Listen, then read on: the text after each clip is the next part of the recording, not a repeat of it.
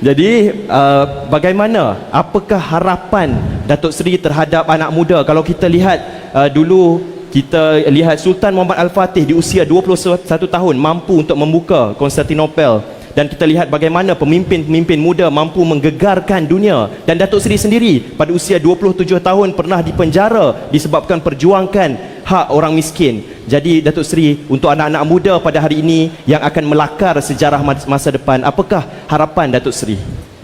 Semalam saya sembahyang maghrib di masjid mana tadi? Aisyah. Okey. Aisyah. Apa nama? Aisyah. Okey. Siapa yang ikut saya semalam? Oh ya. Tapi yang di sini tak ada ikut. Ada? Oh ya. Saya tertarik sebab saya lihat anak muda, dia belajar, dia jaga jamaah dia imarahkan masjid, tapi dia balik ulang kaji. Dia aku tanya, Taufik tanya, anak muda ini ada tugas yang apa dia kata, yang perlu diberi perhatian segera. Kalau dia vocational, dia ikut kursus, dia ikut peraturan dan disiplin, ya, dia jaga persahabatan, dia timba ilmu dalam kelas, malam, pengajian, jamaah, itu semua dia ikuti. Tetapi apa dia beza yang membedakan seorang anak muda biasa dengan anak muda yang disebut dalam Al-Quran, innahum fityatun amanu bi rabbihim wa zidnahum huda. Ya. Yang disebut dalam Al-Quran itu adalah anak muda yang punya keyakinan, anak muda yang ada nilai, anak muda yang ada idealisme, nak bawa kebaikan, nak bawa perubahan yang baik, nak betulkan diri dia dan keluarga dia dan masyarakat dia dan negara dia, bukan kerana umur dia. Ada anak muda tapi perangai lebih teruk pada orang tua. Ada orang anak muda tetapi jadi tali barut dan pecakai pertahankan penyelewengan dan penindasan. Apa arti anak muda begitu? Ada anak muda diikut saja seperti macai, tak berfikir, atau sebagai walaun. Anak muda, kalau Taufik tentunya seorang tokoh muda yang baik, tetapi anak muda ni kita nilai dari segi apa? Keyakinan dia, minat dia nak bawa perubahan, minat dia nak timba ilmu, minat dia ada cita-cita nak bawa kebaikan. Itu yang disebut idealism.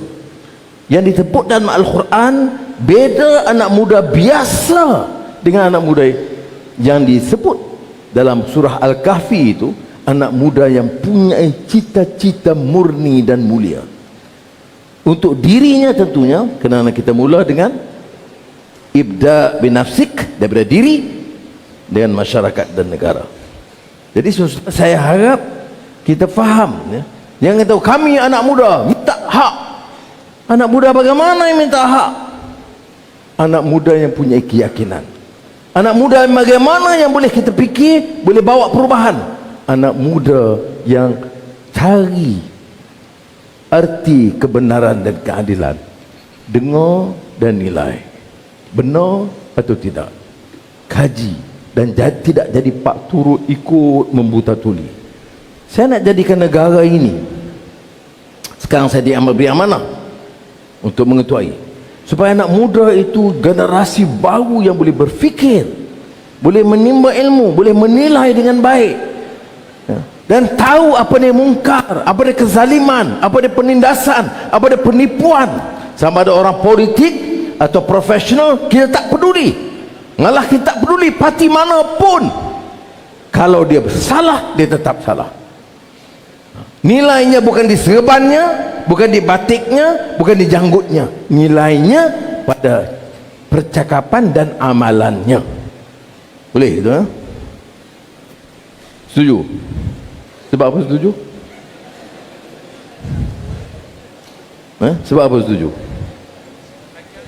Tanya kita, boleh jadi orang baik ni apa dia? Bukan umur, Dia dah berpeluh dah. Saya belum tanya soalan, dia dah berpeluh dah. Jom ah. Okey. Ya, maknanya yang saya nak sebut di sini, ya, tentang soalan anak muda, bagi saya sangat penting. Sebab orang kata, kami anak muda. Ya, anak muda bagaimana? Kalau disiplin kita tak ikut, ilmu kita tak minat, akhlak pun tak ada, nilai yang baik, yang ma'ruf, yang mungkar, ya, tak ada kita bedakan, ya, di antara orang yang merompak dengan orang yang tidak pun tak boleh kita bedakan. Kita tak melahirkan anak muda begitu.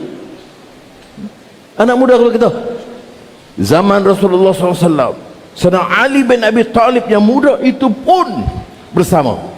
Ataupun kata Dr. Taufik, Muhammad Al-Fatih yang 21 tahun. Tapi anak muda bagaimana?